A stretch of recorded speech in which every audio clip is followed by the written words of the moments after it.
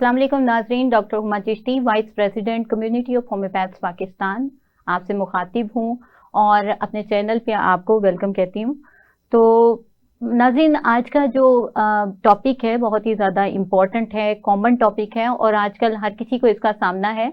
आज हम बात करेंगे हाथ पाँव के ठंडे होने से और सुन्न होने की कैफियत के बारे में बात करेंगे और साथ ही साथ चिलब्लेंस पे बात करेंगे। ये सारी चीज़ें जो हैं कुछ न कुछ तरीके से एसोसिएटेड हैं और आजकल जो सर्दी का मौसम है, जो रिकॉर्ड तोड़ किस्म की सर्दी पड़ रही है, इसमें ये कंडीशंस ना सिर्फ नज़ला ज़ुकाम की कंडीशन, गला ख़राब, बुखार ये तो हो ही रहा है, लेकिन बहुत ज़्यादा ये कंडीशन सामने आती है, क्लिनिकल केसेस बहुत ज़्यादा सामने आ रहे हैं कि स्किन जो है वो काफ़ी डिस्टर्ब होती है और ये सारे प्रॉब्लम्स होते हैं कि हाथ पाँव ठंडे होते हैं, सुन्न होते हैं और मूवमेंट में भी मुश्किल हो जाती है। तो इस हवाले से हम बात करेंगे और इसमें आपको बताएंगे कि क्या वजूहात होती हैं इसकी और कौन सी अलामात हों तो वो थ्रेटनिंग हो सकती हैं, कौन सी ग़िज़ा है जो फ़ायदेमंद हो सकती है। इन तमाम बातों को हम टाइम टू टाइम डिस्कस करेंगे अपने प्रोग्राम में, लेकिन सबसे पहले अपने पैनल का आपको तारुफ करवाती चलूँ। हमारे साथ मौजूद हैं डॉक्टर समीना साइमी। वेलकम, आप हमारे प्रोग्राम में तशरीफ़ लाई, बहुत शुक्रिया आपका। और ये माहिर हैं होम्यो गायनी के हवाले से और जर्नल प्रैक्टिस में भी बहुत महारत रखती हैं। इनका तकरीबन 25 साल तजर्बा है इस सिलसिले में। और इनके साथ हैं डॉक्टर मदीहा नुमान और ये होम्यो फिजिशियन एंड कंसल्टेंट हैं। इनकी भी काफ़ी देर की प्रैक्टिस है और कम्पिटेंट डॉक्टर हैं। तो नाज़रीन, प्रॉपरली अब अपने प्रोग्राम का इफ्तिताह करते हैं और इस हवाले से हम बात करते हैं कि हाथ पाँव के ठंडे होने और सुन्न होने के हवाले से कि सर्दियों में ये जो हाथ पाँव सुन्न होने का मामला होता है और ठंडे हो जाते हैं। डॉक्टर मदीहा, मैं चाहूँगी आप इसके हवाले से बताएं कि क्यों ऐसा होता है, आखिर सर्दियों में क्यों ऐसा होता है कि हाथ पाँव बहुत ठंडे हो जाते हैं और यानी क्या ये नॉर्मल है या नहीं, ये इस हवाले से गाइड कीजिएगा। जी, बिस्मिल्लाहिर्रहमानिर्रहीम। हाथ पाँव सून होने का ताल्लुक जो सबसे पहले तो पर्सन टू पर्सन डिफ़र करता है, ठीक है। विटामिन B12 डेफिशिएंसी जो कि हमें बहुत ज़्यादा लोगों में देखने में आती है, स्पेशली जो फीमेल है ये इसमें बहुत सफ़र कर रही होती है। अब न्यूरोपैथिक डिसऑर्डर्स भी आ रहे होते हैं। हमारे पाकिस्तान में जो डायबिटीज़ का रेशो है वो बहुत ज़्यादा जा रहा है, तो मोस्ट कॉमनली जो होते हैं पेशेंट डायबिटिक्स होते हैं, न्यूरोपैथी के साथ आ रहे होते हैं, उसमें भी हाथ पाँव सुन्न हो रहे होते हैं या ठंडे की वो तरफ जा रहे होते हैं। उसके साथ हम बात करते हैं न्यूरोलॉजिकल डिसऑर्डर्स की तरफ आ जाते हैं। न्यूरोलॉजिकल डिसऑर्डर्स भी आ जाते हैं जिनमें के कार्पल टनल सिंड्रोम है और उसके साथ अगर हम देखते हैं तो सर्वाइकल स्पॉन्डिलोसिस है। मतलब इस तरह से नर्व जहाँ प्रेस हो रही होती है तो उसमें भी ये हाथ पाँव सुन्न होना और ठंडे होने की शिकायत मोस्टली जो है लोग कर रहे होते हैं। लेकिन यहाँ पे हम स्पेसिफिकली बात करेंगे इस मौसम के लिहाज से, ठीक है, विंटर सीजन के लिहाज से, तो वो मोस्ट कॉमनली देखा जाता है उन पेशेंट्स में जो अनीमिक होते हैं, जिनमें HP लेवल बहुत डाउन जा रहा होता है, या उन लोगों में जिनमें पुअर सर्कुलेशन की टेंडेंसी होती है। अगर हम लोग होम्योपैथिक पॉइंट ऑफ व्यू से देखें तो फ्लेग्मेटिक उसको बोलते हैं जी कॉन्स्टिट्यूशन, जिसमें लोगों को ये प्रॉब्लम्स आ रही होती हैं कि एक तो वो बलगमी मिजाज के होते हैं और उनकी पुअर सर्कुलेशन के साथ साथ जो है वो टेंडेंसी होती है टू कोल्ड कैच इजीली, तो उनमें भी चिलब्लेंस हमें बहुत ज्यादा देखने में मिलती है। एंड वीक पर्सन्स जो बिल्कुल पुअर सर्कुलेशन उसी में आ जाता है ना। पुअर सर्कुलेशन के साथ ही जो है ये हाथ पाँव सुन्न होना और ठंडे पड़ना, ये इन दोनों का हम देखते हैं। ठीक हो गया, बहुत ही बेहतरीन अंदाज में आपने इन एस्पेक्ट्स पे बात की। नाज़रीन, आपको बताती चलूँ 30% जो ये हाथ पाँव ठंडे होने का और सुन्न होने का सिलसिला होता है ये डायबिटिक न्यूरोपैथी के साथ होता है और इसके साथ ही साथ बहुत सारी जो प्रॉब्लम्स हैं एसोसिएटेड होती हैं, जैसे डॉक्टर साहबा ने बताया कि इसमें स्पाइनल इशू भी हो सकते हैं ये, और नमनेस की वजह जो है वो पुअर सर्कुलेशन भी हो सकती है। बहुत सारे इश्यूज हैं जिनको हम डिस्कस करेंगे जब इसकी हम कॉजेज़ पे बात करेंगे। तो अपने प्रोग्राम को आगे बढ़ाते हैं और इस हवाले से बात करते हैं। डॉक्टर साहबा, एक चीज़ जो मैं अभी क्वेश्चन का हिस्सा है, मैं चाहूँगी उस पर थोड़ी सी और आप बात करें कि क्या ये नॉर्मल है, हाथ पाँव का ठंडा हो जाना नॉर्मल है? क्योंकि बहुत सारे लोग हैं उनके नहीं भी होते ठंडे, तो क्या ये नॉर्मल है हाथ पाँव का ठंडा हो जाना? अस्सलाम वालेकुम वरहमतुल्लाहि वबरकातुहू। Thank you so much first of all, आपने मुझे इनवाइट किया, टाइम दिया।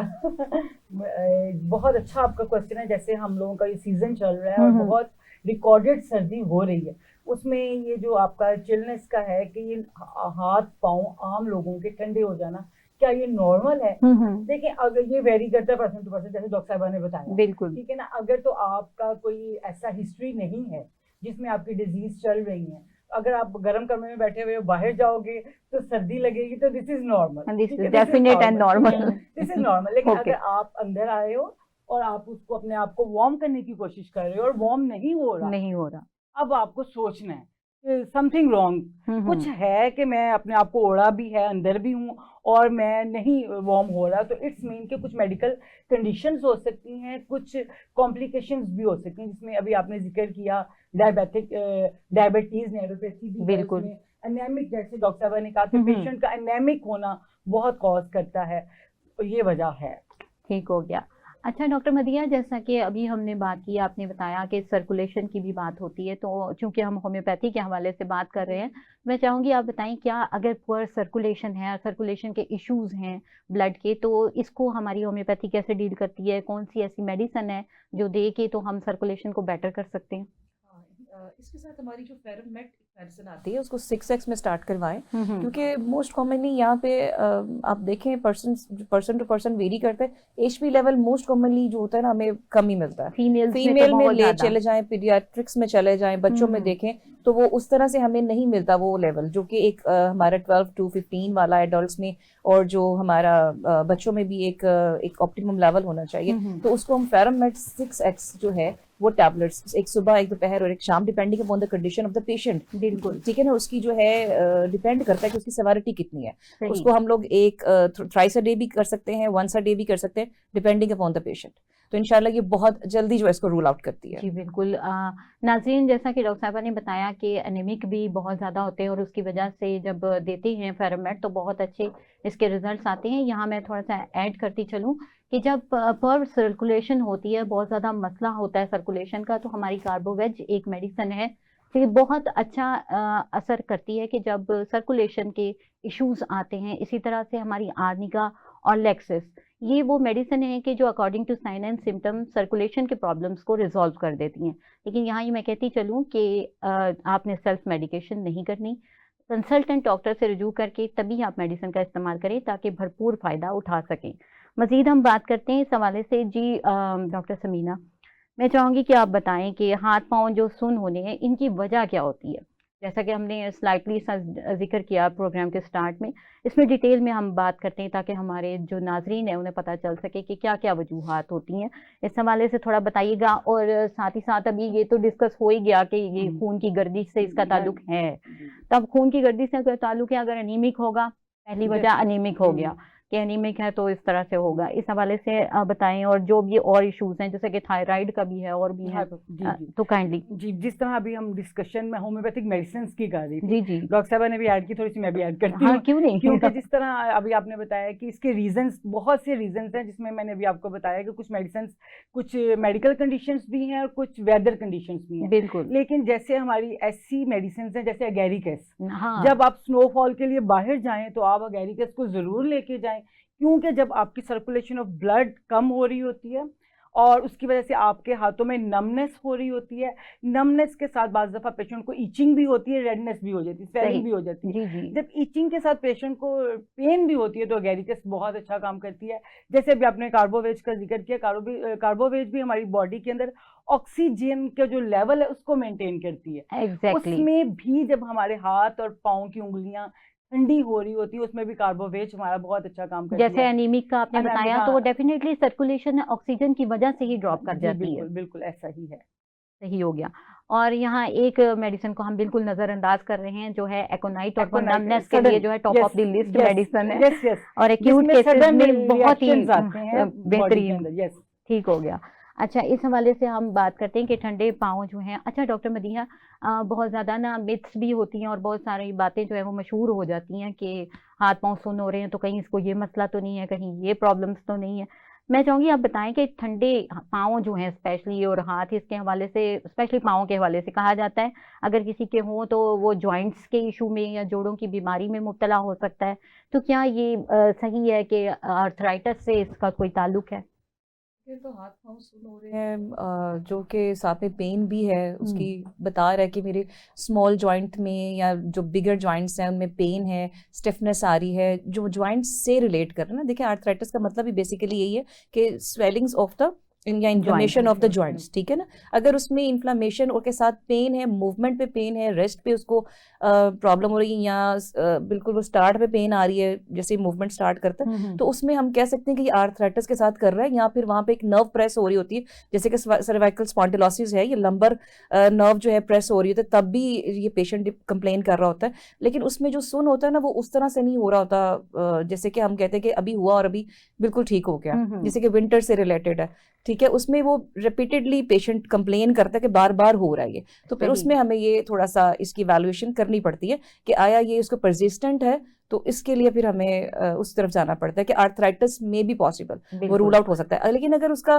कैजुअल है, अभी बिल्कुल नॉर्मल है, फिर ठीक हो गया, देन उसको विटामिन B12 जैसे मैंने बताया उसकी तरफ ही जा सकते हैं, सप्लीमेंट्स उसको दें जिससे बहुत जल्दी वो रिकवर करता है, या फिर डाइट उसको ऐसे सजेस्ट करते हैं, या उसकी जो हम ब्रायोनिया है, रस्टॉक्स है, मेडिसिन है, वो उसके साथ भी उसको हम बहुत अच्छा। बिल्कुल सही, बहुत ही बेहतरीन आपने बताया कि जैसे रस्टॉक्स से मुझे बात याद आ गई कि रस्टॉक्स से बात ही है, तो जहाँ पर वो क्रैम्प्स हैं, जहाँ स्ट्रेन आ रहा है, बहुत ही बेहतरीन स्टिफनेस को बिल्कुल बहुत जल्दी ठीक कर देती है कि जब आप लगता है कि जोड़ अकड़े हुए हैं और मूवमेंट भी नहीं हो रही है, तो वहां पर रस्टॉक्स बहुत अच्छा काम करती है। और ये नाज़रीन, जैसा कि डॉक्टर साहबा ने बताया कि जोड़ों के दर्द के हवाले से बहुत सारे लोग समझते हैं कि पाँव ठंडे रहते हैं तो इसको कहीं जोड़ों का मर्ज ना हो जाए, या ये कि ये हो जाएगा, ऐसी बात कही जाती है, तो ऐसा कुछ नहीं है।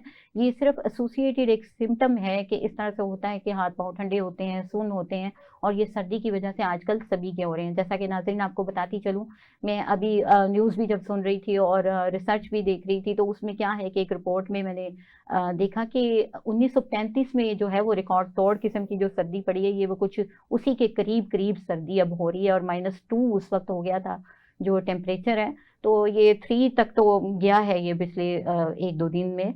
तो इस तरह से है कि इसमें ये कंडीशन बहुत ज़्यादा देखने में आती हैं, बहुत सारे लोगों के साथ ये प्रॉब्लम होता है। यहाँ ज़रूरत इस बात की है कि आप इस चीज़ का ख्याल करें कि जब आप बाहर निकलें तो अपने हाथ पाँव ढाँप के निकलें, और इनको कवर रखें प्रॉपरली, अपना जो हेड है उसको कवर रखें, इसी तरह सीने को कवर करके रखें, और खुसूसन जो बड़े हैं और जो बच्चे हैं इनको अवॉइड करना चाहिए ऐसे मौसम में कि ये जो फॉगी सा वेदर होता है, ये बहुत सारी इस किस्म की प्रॉब्लम्स को यानी कि कैटालिस्ट का काम करता है, तो इससे बचना है जी। तो बात करते हैं, बात कुछ ज़्यादा मेरी ही लंबी हो गई, मैं आपकी तरफ आती हूँ। अच्छा, कौन सी चीज़ होती है डॉक्टर साहबा कि ये तो हो गया ना कि एक सर्दी है, कॉमन इशू के सर्दी है इसकी वजह से हो रहा है, ऐसी कौन सी चीज़ है कि जो कि ना सुन्न होने का बायस बनती है? जी डॉक्टर साहिबा, देखिए हम जिस वक्त हमारा जो हार्ट है उसको हमारे हाथ यहाँ टो पे और पाँव की उंगलियों तक ब्लड पहुंचाने में टाइम लगता है, दूर है ना हार्ट, यहाँ है हाथ, डिजिटल पार्ट। यस। और जब ऐसा हो रहा है कि वेदर के अलावा भी आपके हाथ और पाँव ठंडे रह रहे हैं, तो इट्स मीन कि आपको सर्कुलेशन ऑफ ब्लड का कोई मसला है, जैसा कि डायबिटिक पेशेंट्स में बहुत ज्यादा ये होता है। डायबिटिक पेशेंट्स में बहुत ज्यादा होता है। आपके हार्ट की जो आर्टरीज का आउटर लेयर है वो भी डायलेट हो जाती है। यानी कि अगर आपको ऐसा हो रहा है कि वेदर नॉर्मल है, आपके हाथ पांव ठंडे रह रहे हैं, जी। तो आपको इसमें सोचना चाहिए कि हो सकता है कि आप हार्ट के पेशेंट हो या हार्ट का कोई डिसऑर्डर हो सकता है। फिर डायबिटीज न्यूरोपैथी होती है कि आपको पता है कि जब आपको डायबिटीज हो जाती है तब भी सर्कुलेशन ऑफ ब्लड जो है आपके पाँव और हाथों तक पहुंचना थोड़ा डिफिकल्ट हो जाता है, जिसकी वजह से वो ठंडे भी होते हैं, उसमें नमनेस भी पाई जाती है। हाइपोथायराइड में भी ऐसा देखा गया है, बिल्कुल ऐसा उसमें भी जब आपका सर्दी फील करता है पेशेंट ज्यादा करता है और उसके हाथ पाँव जो है वो ज्यादा ठंडे रहने लग जाते हैं। इस तरह दूसरी मेडिकल कंडीशंस भी हैं। बिल्कुल सही, ठीक हो गया।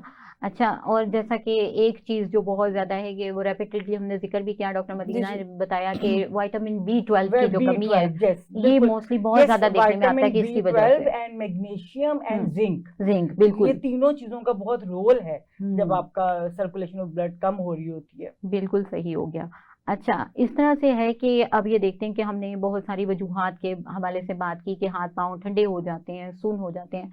नाज़रीन, आपने सुना कि बहुत सारे प्रॉब्लम्स होते हैं जिसमें खून की कमी है, हाथ पाँव सुन्न हो जाते हैं। इसी तरह डायबिटिक न्यूरोपैथी की वजह से हो सकता है। अगर स्पाइनल इश्यूज हैं यानी रीढ़ की हड्डी के कुछ मसाइल हैं तो उनकी वजह से ऐसा हो सकता है। और पुअर सर्कुलेशन यानी कि आपके खून की गर्दिश अगर प्रॉपरली नहीं है आपकी पूरी बॉडी में, तो उसकी वजह से भी ऐसा हो सकता है। और इसके साथ ही साथ आपको अब मैं चाहूँगी कि इसके हवाले से हम बात करें कि हमारा जो टॉपिक एसोसिएटेड है चिलब्लेन्स, इसके हवाले से बात करें। अब जब शदीद किस्म की सर्दी आती है तो चिलब्लेन्स देखने में आते हैं, ये सर्दी के साथ स्पेशल जो है जी। वो एसोसिएटेड है प्रॉब्लम। तो डॉक्टर मदिया, मैं चाहूँगी आप बताएं इस हवाले से कि चिलब्लेन्स क्या है।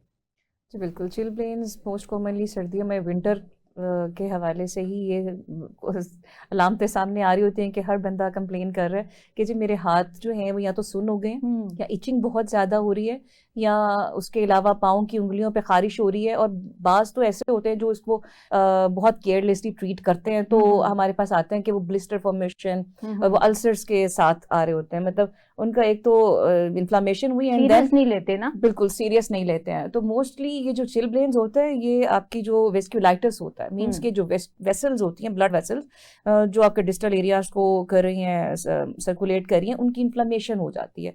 जब एक्सपोजर होता है कोल्ड विंड के साथ तो वेजो कंस्ट्रिक्शन होती है, ठीक है। वेजो कंस्ट्रिक्शन जब वो ज़्यादा, कई लोग इस चीज़ को नहीं होते कि इम्यून नहीं होते हैं, तो उनमें जो कैपिलरीज हैं वहाँ से ऊज करके ब्लड वहाँ पे इन्फ्लामेशन कर देता है। वो स्किन के सारे जो डिस्टल पार्ट्स हैं, वो आपका नोज भी हो सकता है, वो ईयर भी हो सकता है, वो आपके फ्लेंजेस भी हो सकती हैं, फिंगर्स जो आपकी टोज है, ठीक है जी, आपके हाथ की भी फिंगर्स हो सकती हैं। और इसमें बाज़ लोगों का हमें पिंकिश कलर मिलता है, बाज़ का हमें पर्पलिश कलर मिलता है, depending upon the patient and the severity.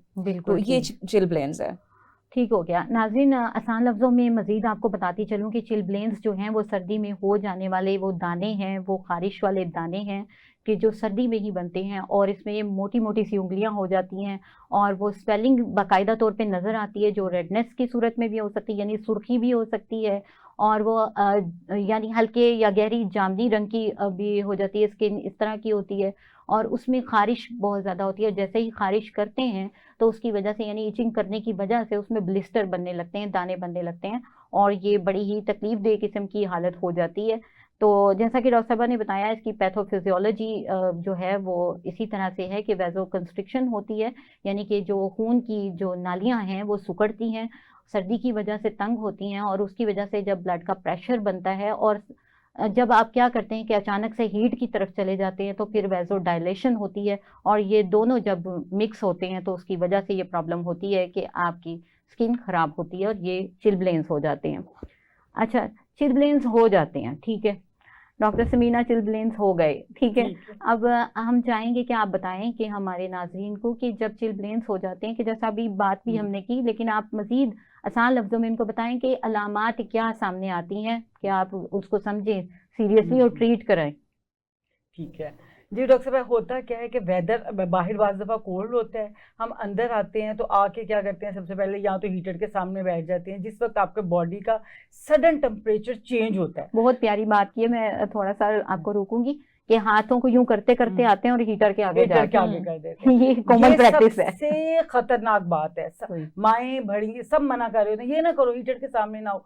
उसमें होता क्या है, मैं आपको इजी वर्ड्स में समझाने की कोशिश करती हूँ। आप लोग आए क्योंकि आपके वेदर का सडन चेंज हुआ, तो आपकी जो वेन्स हैं वो डायलेट हुई। जैसे वो डायलेट हुई तो उसके अंदर रप्चर्स, इंजरीज हो जाती हैं।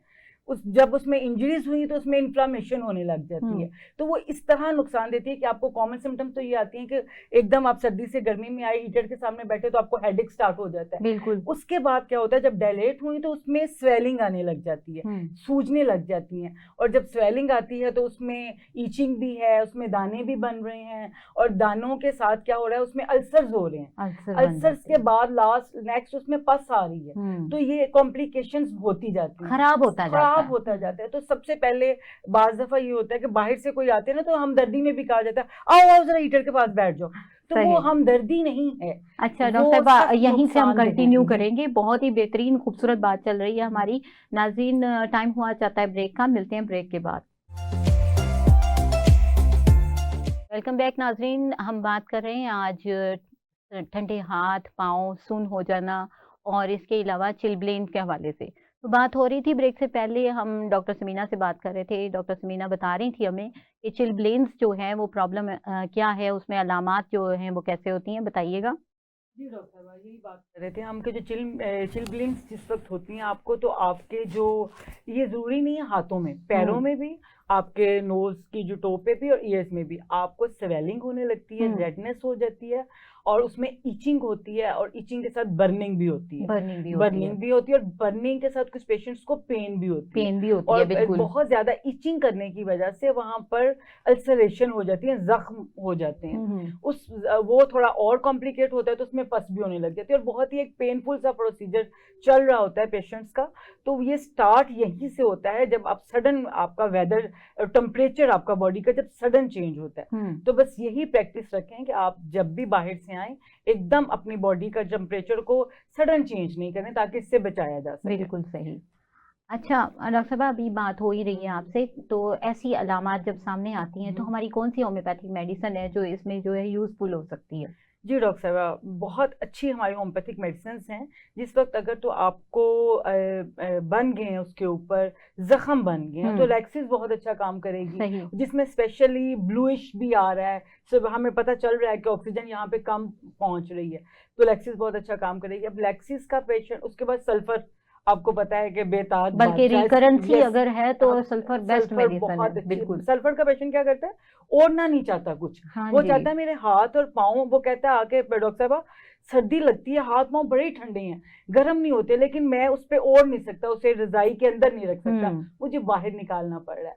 और उसके बाद लैक्सिस स्केल कॉर्ड की पेशेंट, स्केल कॉर्ड बहुत अच्छा है इसके लिए है। स्केल कॉर्ड की पेशेंट क्या कहती हैं अनेमिक होती हैं, कहती हैं डॉक्टर साहब मुझे ना हाथ पाँव बहुत सर्दी लगती है लेकिन मैं ग्लव्स और जुराबें नहीं पहन सकती। तो सेम इसी तरह अगेरिकस का मैंने जिक्र किया, पेट्रोलियम अगेरिकस बहुत अच्छे इसके रिजल्ट्स है, मैंने देखी कि स्वेलिंग हुई है, रेडनेस है, तो और पेन है और बर्निंग है, बिल्कुल बहुत अच्छा काम इवन 30 में बहुत अच्छे इसके रिजल्ट्स हैं। और उसके बाद पेट्रोलियम की भी यही है कि रेडनेस भी है आपकी, ईचिंग भी है और उसमें आपके बर्निंग भी है। और उसके बाद कार्बोवेज का आपने जिक्र कर दिया। इस तरह होम्योपैथी की बहुत सी मेडिसिन हैं जो वेरी करती हैं symptom to symptom and patient to patient, आपके माइंड सिम्टम के हिसाब से। जैसे डॉक्टर साहब हमेशा कहती हैं कभी भी सेल्फ मेडिकेशन नहीं करनी आपने, आज भी नहीं करनी। जी, तो नाज़रीन बात हो रही है चिलब्लेन्स के हवाले से, और सेकेंडली एक टर्म हम सुनते हैं मेडिकल टर्मिनोलॉजी में, फ्रोस्ट बाइट का हम वर्ड सुनते हैं और अक्सर इसको एक ही सेम दिया जाता है। तो हम अपने डॉक्टर से पूछ लेते हैं क्या ये फ्रोस्ट बाइट या चिलब्लेन एक ही चीज़ है? जी डॉक्टर मदिया, इस पे थोड़ी सी रोशनी डालिएगा। हाँ जी बिल्कुल। चिलब्लेन्स तो जैसे मैंने बताया कि सिंपल आपकी जो है इन्फ्लेमेशन वहाँ चल रही होती है, लेकिन फ्रॉस्ट बाइट जो होती है वो एक परमानेंट कंडीशन है। चिलब्लेन्स में रेडनेस आ रही है, इचिंग आ रही है, पेशेंट कंप्लेन कर रहा है कि मेरी ये रेड हो गया, लेकिन नमनेस होती है, लेकिन with in the passage of the time वो फिर दोबारा से रिवर्ट कर जाती है, नमनेस खत्म हो जाती है। लेकिन frostbite is a totally different condition, क्योंकि वो होता है तब होता है जब परमानेंट आपका वहाँ पे जो टिश्यू डैमेज हो गया, ठीक है, और वो आपके आता भी तभी है जबकि आपका बहुत लॉन्ग एक्सपोजर हुआ है कोल्ड विंड्स या कोल्ड वेदर के साथ। और मोस्ट कॉमनली वो स्टार्ट भी आपके होता है वो डिस्टल एरियाज से, आपके फिंगर्स हैं, आपके पाँव की हैं, हाँ उसके बाद आगे एरियाज को आप मजीद देखते जाएं कि वो जिस एरिया को ज़्यादा एक्सपोजर हुआ है तो वो, लेकिन वो गैंग्रीन की कंडीशन आ जाती है। मतलब frostbite is a totally different condition from the chilblains. बिल्कुल सही, ठीक है। चिलब्लेन्स तो वो आपके नॉर्मली के सर्दी ही इफेक्ट करती है दोनों को, लेकिन यहाँ टेम्परेचर का डैमेज है। बिल्कुल, वहाँ पे यहाँ पे कंजेशंस आ रही है, इन्फ्लेमेशंस आ रही है, बट फ्रॉस्ट बाइट में कोई इन्फ्लेमेशन कोई कंजेशन नहीं है, वहाँ पे you have tissue damage, tissue level पे जाके डैमेज होता है और सेल डेथ हो जाती है। सेल डेथ हो जाती है। और ये एक नॉन फ्रीजिंग कोल्ड इंजरी है और एक freezing cold injury, this is the permanent freezing injury. बिल्कुल सही हो गया। और इसमें नाज़रीन आपने जान लिया होगा, जैसे डॉक्टर मदिया ने बताया कि फ्रॉस्ट बाइट बिल्कुल अलग चीज़ है। और फ्रॉस्ट बाइट के हवाले से आपको बताती चलूँ, ये मोस्टली जो है आपने सुना होगा सियाचिन के हवाले से, वहाँ पर जो ड्यूटीज़ देती हैं जो हमारे सोल्जर्स होते हैं, और बहुत ही रिस्पेक्टेबल है वो हमारे लिए कि वो ऐसे मौसम में जब ड्यूटीज़ देते हैं तो उनको ये कंडीशंस फेस करना पड़ती हैं। फ्रॉस्ट बाइट की जो कंडीशन है वो ऐसी जगह पे देखने में आती है जहाँ के टेम्परेचर 0 डिग्री से भी कम हो जाता है और माइनस में जाता है, तो वहाँ पर ये कंडीशन हो सकती हैं। और फिर ये रिवर्सेबल नहीं होती, इनमें डैमेज हो जाता है। जबकि और ये भी मैं आपको बताती चलूँ कि अगर ऐसी कोई कंडीशन हो जाए तो रिस्क नहीं लेना चाहिए और उसमें घरेलू टोटके और इस किस्म की चीज़ें करने के बजाय ये एक इमरजेंसी कंडीशन होती है, इसको फौरी तौर पे डील करना चाहिए। और ये जो चिलब्लेन्स हैं इनको आप होम्योपैथिकली भी डील कर सकते हैं और घरेलू बहुत सारी चीज़ें होती हैं कि जिनके ज़रिए ऐसा हो सकता है। तो मैं चाहूंगी आप इस हवाले से बताएं कि ऐसी कोई होम रेमेडीज बताइए डॉक्टर समीना, कि चिलब्लेन्स अगर किसी को हो जाता है तो घर में रहते हुए जो है वो किस तरह से हम क्योर कर सकते हैं। जी बिल्कुल, आप सबसे पहले होम रेमेडी बेहतरीन यही है कि अगर आपको चिलब्लेन्स है और उसके सिम्टम्स आपको तंग कर रही हैं तो आप गर्म पानी के अंदर थोड़ा सा नमक डालिए, उसमें अपने हाथों को डिप कीजिए। उसके बाद आपने उसको ड्राई करके कोई भी ऑयल जो है वो आप तिल का ऑयल ले लें, सेसमी ऑयल ले लें, उसके बाद आप अपना कोकोनट ऑयल लें, उसकी मसाज करके उसको आप कवर करके रखें, बजाय कि आप उसको डायरेक्ट उसको ड्राई हीट ना दें, उसको कोल्ड हीट, वेट हीट दें उसको, यानी कि आप ये बहुत अच्छा है। उसके बाद अपनी आपकी डाइट का चेंज है और अपना जैसे अभी आपने कहा कि कवर करें, कवर कर लेने से गर्म करना वो ज्यादा बेहतर है देन के आप कोई और काम करें। बिल्कुल, देखिए ना, अगर आप ग्लव्स भी नहीं पहने, आप इसी तरह से निकल गए, आपको पता भी है कि मौसम जो है वो साजगार नहीं है, तो उसके बाद कॉन्सिक्वेंसेस अगर हो रहे हैं तो वो तो हो रहे हैं। तो बस होम रेमेडी में यही है कि आप उसको नमक वाले पानी में डिप करके आप कुछ कहना चाहेंगे इस हवाले से, मजीद होम रेमेडीज के हवाले से, क्योंकि हमारे जो बहुत सारे, आपको पता है कि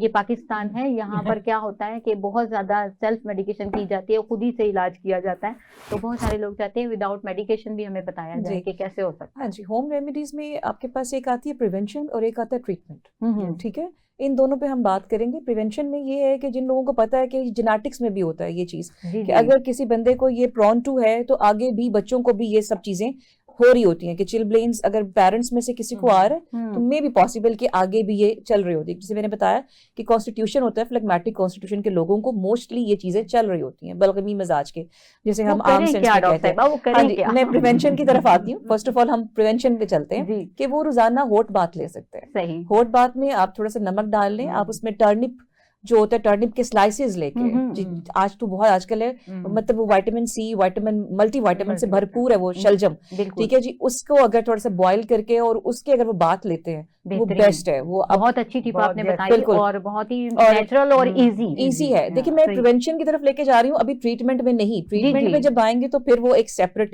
उस पर बात एग्जैक्टली बिल्कुल। और इसके अलावा आप मस्टर्ड ऑयल है उसके अंदर नमक को मिक्स करके, तो वो देखिए मॉइस्चर जब भी बाहर जाए तो उसको कवर करने से पहले मॉइस्चर करें, ठीक है। मॉइस्चर करने से होगा कि उस तरह से टेम्परेचर एक वो लेयर डेवलप हो जाती है ऑयल की, प्रोटेक्टिव लेयर आ जाती है, और उस तरह से वो सर्दी नहीं आती जिस तरह से सर्दी आपको वैसे तंग करती है, ठीक है। ये हमारी प्रिवेंशन हो गई। बाकी डाइट में है, डाइट में आप सूप्स लें, इसमें जो प्रॉन्स हैं, हम लोग जो ये थोड़े से गरम जिसको कहते हैं जी चीजें हैं, हमारी जो नट्स आ रहे हैं, बिल्कुल नट्स आ रहे हैं, नट्स ले लें, सही हो गया, ठीक है, नट्स ले लें, प्रॉन सूप ले लें, या जैसे देसी मुर्गा है बहुत अच्छी है, बिल्कुल कैरेट है, वेजिटेबल सूप्स ले लें।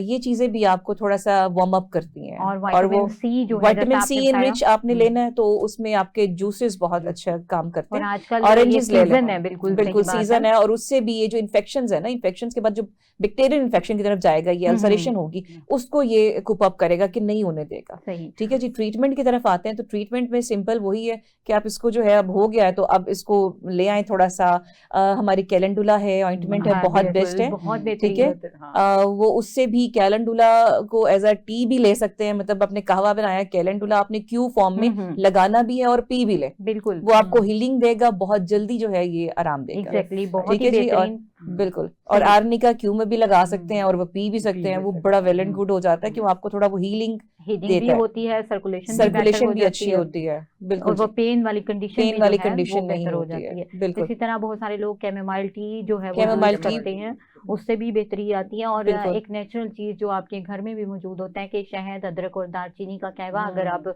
लेते हैं तो उससे भी सर्कुलेशन की बेटरमेंट होती है।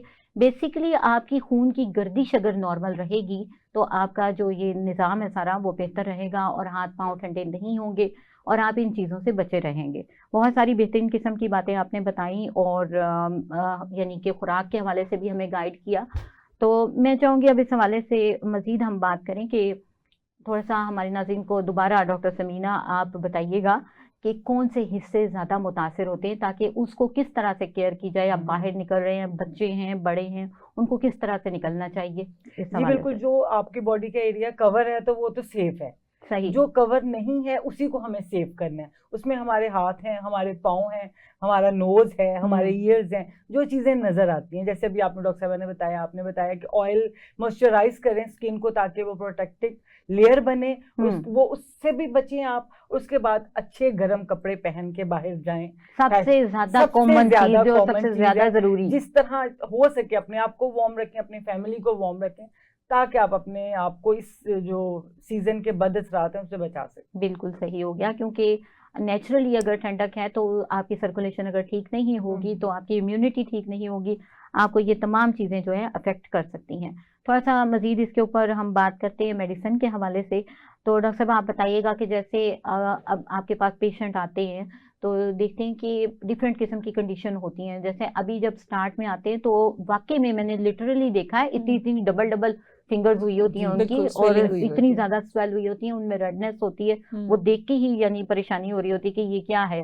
तो वहाँ कौन सी मेडिसिन आप देंगे कि वो बेहतरी की तरफ आ जाए? बिल्कुल जी, हमारी मेडिसिन तो देखें जी सिम्टम से सिम्टम डिफर करती हैं। बिल्कुल ठीक है, हमें पेशेंट डिफर किया, सिम्टम डिफर की, मेडिसिन डिफर कर जाती है। सबसे अच्छी इसमें काम करती है एपिस, जब स्वेलिंग्स आ रही होती है। बिल्कुल ठीक है जी, वहां पे स्वेलिंग और एक चुभने वाला, कांटे की तरह चुभने वाली पेन आ रही होती है, उसमें एपिस की स्वेलिंग जबरदस्त होती है, एक दिन में वो खत्म हो जाती है। ठीक है, वो आहिस्ता आहिस्ता वो जो बाकी के सिम्टम्स हैं वो भी एक टाइम लेता है, लेकिन ये जो स्वेलिंग है ना वो with in a time being जो है वो खत्म हो जाती है। उसके बाद अगर हम बात करते हैं कि वहां पे अगर आपको नीलापन नजर आ रहा है, जैसे डॉक्टर साहब ने बताया कि वो ब्रूजेस की तरफ जा रहा है और वो रेडनेस के बाद साथ साथ वो थोड़ी सी पर्पलिश आ रही है, मतलब आपकी सर्कुलेशन डिस्टर्ब हो चुकी भी है। ठीक है ना, जहाँ पे हमें रेडनेस मिल रही है तो बेला बड़ा अच्छा काम करती है, अगर पर्पल की तरफ चला गया तो फिर वो लेकेसिस बड़ा अच्छा काम कर रही है। साथ में आपको पेन्स आ रही है, स्टिफनेस आ रही है, बंदा मूव नहीं करना चाह रहा, मूवमेंट से डर रहा है, ठीक है जी, वहाँ आर्निका बड़ा अच्छा काम करती है। ठीक है, अगर वो कह रहा है कि मैं मूवमेंट से बेहतर होता हूँ लेकिन फर्स्ट मूवमेंट मेरे लिए करना मुश्किल है,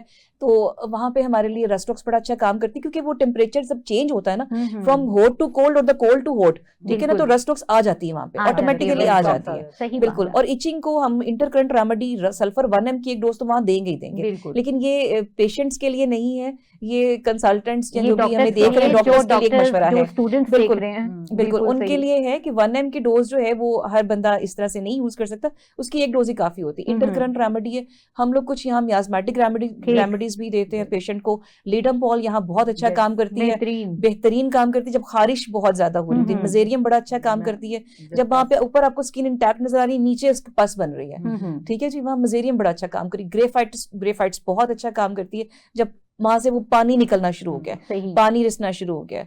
ठीक है, और नाइट्रिक एसिड बहुत अच्छा काम करती है जब ये आप देख रहे हैं कि ये जो ज्वाइंट जा रहा है इसके दरमियान वहां पे वो जो है ना खारिश हो रही है और वो रेड किस्म के पस्ट्यूल्स हैं या छोटे छोटे दाने हैं, पस्ट्यूल्स नहीं अभी बने हैं, जस्ट वो खारिश है, इचिंग है, तो वहां पे भी जो है ना वो नाइट्रिक एसिड बहुत अच्छा काम करती है। और लिस्ट ऑफ द रेमेडीज है जिसको हम बहुत सिम्टम्स चेंज होती जाएंगी, मेडिसिन चेंज करते जाएंगे। पस के लिए pulsatilla and silicea is the best for that. मतलब हीपर सेल्फ बहुत अच्छा काम करती है, जहाँ पेशेंट चीखे मार रहा होता है कि मुझे बहुत सेवियर की पेन है, तो वहां पे जो हाइपर सेंसिटिव पेशेंट होता बिल्कुल है, हर चीज को फील बहुत ज्यादा बिल्कुल, और उसकी इम्यूनिटी को जब बूस्ट अप करना तो फिर हम लोग मियास्मेटिक की तरफ जाते हैं कि मियास्म देखना पड़ता है, सॉरिक है, साइकोटिक है, सिफिलिटिक है। जब वो एक आधी डोज देते हैं तो पेशेंट यहाँ से थोड़ा सेटिस्फाइड होता है। जब मेंटली पेशेंट सेटिस्फाई होना शुरू होता है, रिलैक्स करता है। और हमारे लिए जो पैरामीटर्स होते हैं ना वो पेशेंट के पैरामीटर्स होते हैं कि पेशेंट जो है मतलब वो अब उसकी थर्स्ट कैसी है, हंगर कैसी है, स्लीप कैसी है, मेंटली वो कूल हो गया, ठीक हो गया। ठीक है, वो यहाँ से जब उसकी आ रही होती है ना कि पेशेंट फीलिंग ऑफ वेलबींग आ रही होती है, देन आपकी सिम्टम्स भी रिजॉल्व हो जाती है। पेशेंट को मेडिसिन हमारी होम्योपैथिक यहाँ से कूल करती है। एग्जैक्टली। नाज़रीन, जैसा कि अभी डॉक्टर मदिया ने बात की, मियाज़्म के हवाले से बात हो रही थी, तो आपको बताती चलूँ कि जिस तरह का फॉगी वेदर हो रहा है और इसमें नमदार हवाएं भी चलती हैं, तो यहाँ पर ह्यूमिडिटी भी साथ में होती है, तो नेट्रम सल्फ हमारी मेडिसिन बहुत ही बेहतरीन होती है एज ए इंटरकरेंट रेमेडी या मियाज़मेटिक रेमेडी के तौर पे आप इसे अगर देते हैं। ये तमाम स्टूडेंट्स के लिए और डॉक्टर्स के लिए गाइडलाइन है, तो आपकी ये जो काम हो रहा होता है और जहाँ ऑब्स्टेकल्स आ रही होती हैं, आपका केस क्योर नहीं कर रहा होता, वो क्योर कर जाता है। और बहुत ही बेहतरीन किस्म का प्रोग्राम, आपने बहुत ज़्यादा अच्छी इन्फॉर्मेशन हम लोगों के साथ शेयर की, हमारे नाज़रीन को बताया, बहुत सारी गाइडलाइंस मिली और बहुत सारे कॉन्सेप्ट्स जो हैं वो क्लियर हुए जो कि इससे रेलिवेंट थे। आप लोगों के आने का बहुत बहुत शुक्रिया। मैं चाहूँगी कि डॉक्टर समीना आप कोई मैसेज देना चाहें। जी, मैं यही मैसेज देना चाहूँगी कि आपकी ज़िंदगी बहुत कीमती है, इसकी केयर कीजिए, इस मौसम को एंजॉय भी कीजिए, थोड़ा से थोड़े दिन है, और जब बाहर निकलें कवर करके निकलें। अगर आपको सिम्टम्स आने लगी हैं, इससे पहले कि उसमें कॉम्प्लिकेशंस पैदा हों, उसको वहीं पे स्टॉप करें। जैसे डॉक्टर साहबा ने होम रेमेडीज़ बहुत अच्छी बताई, जैसे डॉक्टर साहबा ने आपको मेडिसिन बहुत अच्छी बताई, उनको शुरू में ही पकड़ लें ताकि आपको कोई किसी किस्म की कॉम्प्लिकेशंस का सामना ना करना पड़े। सही। बहुत शुक्रिया नाजरीन, हमारी प्रोग्राम का वक्त ख़त्म हुआ चाहता है, तो इजाज़त चाहूँगी आपसे, और यही मेरा मैसेज है कि आप अपना बहुत सा ख्याल रखिए और वार्म अप होके बाहर निकलिए, कपड़े गर्म जो हैं वो पहन के निकलें। ये तरीका नहीं होता कि आप गर्म कपड़े पहन नहीं रहे और उसके बाद जो है वो तमाम शिकायत भी हैं और आप अफेक्टेड भी हो रहे हैं। तो अपना बहुत सा ख्याल रखिए। आप मिलते हैं नेक्स्ट प्रोग्राम में। इजाज़त दीजिए। अल्लाह हाफिज़।